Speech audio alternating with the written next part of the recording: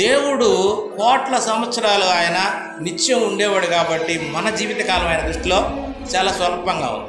ఒక ఉదాహరణకు మనం ఉన్నాం మన జీవితం అంటే 100 ఏళ్ళు కాబట్టి మనిషి అంటే గొప్పవాడురా అంటున్నాం. అదే దోమ ఓ సీమ మన దృష్టిలో అవి ఎలా ఉంటాయి?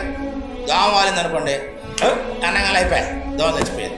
అంటే మన దృష్టిలో దోమ చాలా స్వల్పమైంది, అంతేగా. సీమ కూడా పెద్ద లెక్కలో లేదు, కానీ అది కూడా పిల్లల్ని కంటుంది, అది కూడా తన గూళ్ళు కట్టుకుంటుంది, అది వేసవికాలంలో ఆహారాన్ని కూర్చుకుంటుంది. అన్నీ కూడా మనం ఎలాగైతే జీవిస్తున్నామో అలా అన్నీ కూడా దానికి కూడా ఉన్నాయి. కానీ మన దృష్టిలో దానిది ఎలా ఉంటుంది? మనం ఎలా దాని గురించి మనం ఎంత సీప్గా ఆలోచిస్తుంటాం, ఎప్పుడైనా ఆలోచిస్తాం. కానీ దేవుడు ఆ సేవను గురించి కూడా ఆలోచిస్తున్నాడు.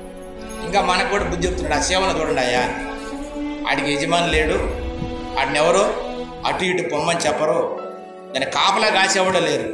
అయినా కూడా అది కాలాన్ని గుర్తెరిగి ఏ కాలంలో ఆహారాన్ని సిద్ధపరుచుకోవాలో, ఏ కాలంలో ఆ సిద్ధపరుచుకున్న ఆహారాన్ని తినాలో అని ఒక సీమ కూడా అంత జాగ్రత్తగా తన యొక్క ఉనికిని అది కాపాడుకుంటుంది. కానీ మనకైతే అది మనకి దృష్టిలో దారిలో పోతుంటే కాళ్ళ కింద పడింది, అది ఎప్పుడైనా కూడా చనిపోతుంది. కానీ దానికి కూడా ఒక జీవితం ఉందనే సంగతి దేవుడు చెప్తున్నాడు. కాబట్టి మన లెక్కలో ఆలోచిస్తే ఓ చీమ కానీ ఓ దామ కానీ మన లెక్కలో లేనట్టే. అలాంటిది ఆ కోట్ల సంవత్సరాలు ఉండే దేవునికి మన జీవితం ఈ సీమల కంటే అధ్వానం అసలు లేనట్టుగా ఉందన్నాడు ఆయన. మీ జీవితం నా దృష్టిలో లేదు. ఎందుకు?